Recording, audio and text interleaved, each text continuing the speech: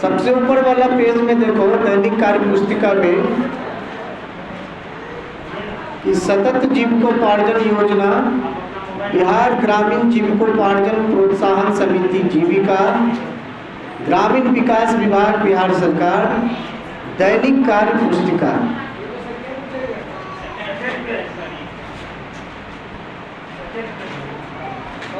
कोई दिक्कत नहीं, आप निकाल तो लीजिए, सामने है ना, उसी के हिसाब से आप अपना निकाल लीजिए। ये ऊपर में कवर लेटर है, इसमें क्या है ना कि लक्षित परिवार का नाम, दीदी का नाम आ जाएगा, ग्राम संगठन का नाम आ जाएगा, पंचायत का नाम आएगा, प्रखंड का नाम आएगा और जिला का नाम आएगा। ठीक है। अब इसके अंदर वाला ये जो पेज है इसको आप निकालिए।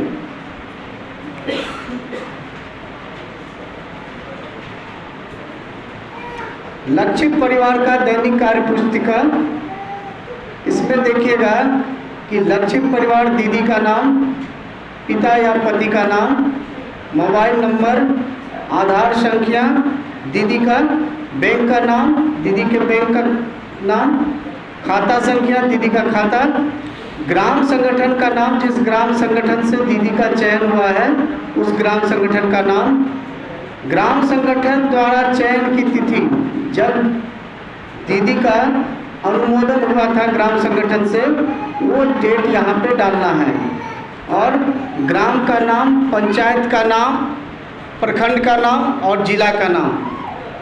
अभी यहाँ पर आपको दो चीज़ दिख रहा होगा। ठीक है। सबसे ऊपर में एक फोटो है, साइड में दिख रहा है सबको, ये साइड वाला फोटो जहाँ कर्सर हमारा घूम रहा है, ये फोटो में किसका फोटो होगा? दीदी का।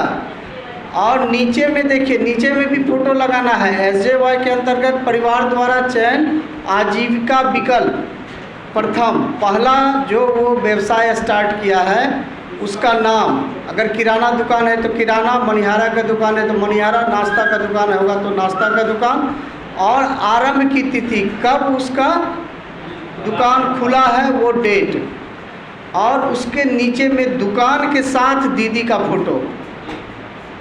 ठीक है। ऊपर में दीदी का पासपोर्ट साइज फोटो और यहाँ दुकान के साथ फोटो। उसके बगल में द्वितीय, अगर किस व्यापार स्टार्ट हुआ होगा तो द्वितीय का भी फोटो,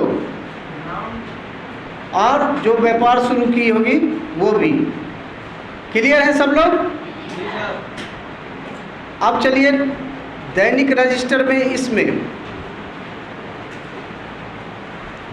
यहाँ आप देख रहे हैं कि सबसे ऊपर में लिखा हुआ है सतत जीविकोपार्जन योजना लघु व्यवसाय से संबंधित दैनिक कार्य पुस्तिका। सबसे पहले व्यवसाय का नाम, उसके बाद दिनांक है, दिन है, प्रारंभिक नगद राशि रुपया में, कॉलम नंबर 3, कॉलम नंबर 4 में है परिवार द्वारा सामग्री स्टॉल की खरीदारी में खर्च रुपया में, कॉलम नंबर 5 में है व्यापार की पूंजी से पारिवारिक खर्च रुपया में, कॉलम नंबर 5, व्यापार संबंधित खर्च रुपया में, कॉलम नंबर 6, और कुल खर्च रुपया में। तो यहाँ पे कॉलम नंबर 7 में देखिएगा कि 5 और 6 को प्लस करके वो जो आएगा वो वहाँ डालना है। उसके बाद है कुल विक्रय रुपया में 8, उधार बिक्री रुपया में 9 कॉलम, उधार वापसी रुपया में 10वां कॉलम, कुल उधार रुपया में 11वां कॉलम। 11वां कॉलम देखिएगा ऊपर से लेकर नीचे तक खाली है, ये खाली ही रहेगा, इसमें दीदी नहीं कुछ लिखेगी, MRP खुद जाएगा तो ये उधार निकाल करके लिखेगा जोड़ घटाव करके। उसके बाद है अंतिम नगद शेष राशि रुपया में। यहाँ एक फार्मूला दिया हुआ है, फार्मूला है 12 नंबर कॉलम में 3 - 4 + 8 - 7 - 9 + 10। ठीक है। उसके बाद कॉलम नंबर 13 है कुल पारिवारिक खर्च। उसके बाद एमआरपी द्वारा जांच एवं सत्यापन, यहाँ पे एमआरपी का हस्ताक्षर। अब इस कॉलम में लास्ट में देखिएगा कि साप्ताहिक कुल का एक आता है, दिख रहा है सबको साप्ताहिक कुल वाला? साप्ताहिक कुल वाला में ये जो साप्ताहिक कुल है, यहाँ पे एमआरपी जाएगा सप्ताह में और इसी साप्ताहिक कुल करेगा, ठीक है।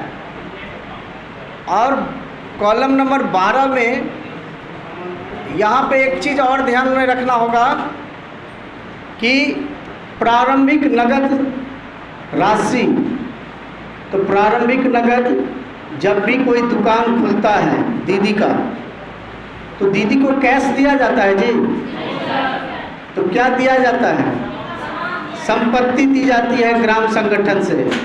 तो यहाँ पे प्रारंभिक नगद राशि में क्या होगा? सभी लोग को क्लियर है? ठीक है। अगर प्रारंभिक नगद राशि 0 हुआ तो उस साप्ताहिक कुल का नीचे में प्रारंभिक राशि क्या होगा? 0। सब लोग क्लियर है? चलो, अच्छी बात है। तो ये फॉर्मेट समझ में आ गया? क्या हुआ? कौन छूट गया?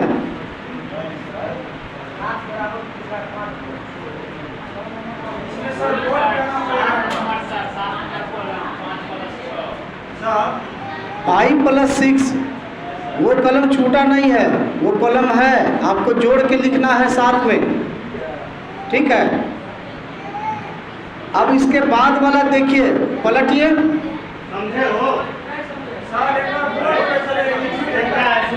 समझाएंगे, अभी इसको बनवाएंगे तो और अच्छा से समझाएंगे, ठीक है। जहाँ समझ में नहीं आया हम आपका क्वेश्चन भी लेंगे। एक साथ सब हल्ला मत करना, जिसको पूछना होगा हाथ खड़ा करना, हम उसको बताएंगे, ठीक है। अभी इसमें लास्ट वाला में जाइए, इशू वाला में, सूचना रजिस्टर।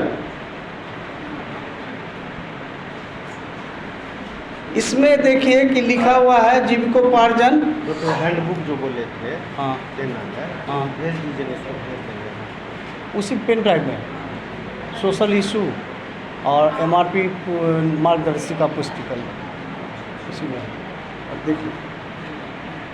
तो यहाँ पे दिनांक लिखेंगे, जीविकोपार्जन संबंधित प्रगति, पशुपालन और गैर कृषि दोनों लिखा हुआ है।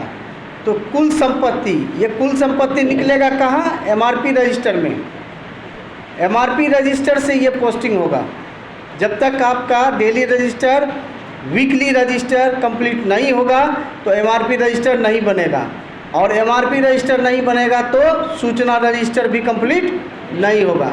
एमआरपी रजिस्टर कंप्लीट होने के बाद ही सूचना रजिस्टर करेंगे। सूचना रजिस्टर में पशुपालन संबंधित और गैर कृषि से दोनों संबंधित का व्यवसाय आएगा।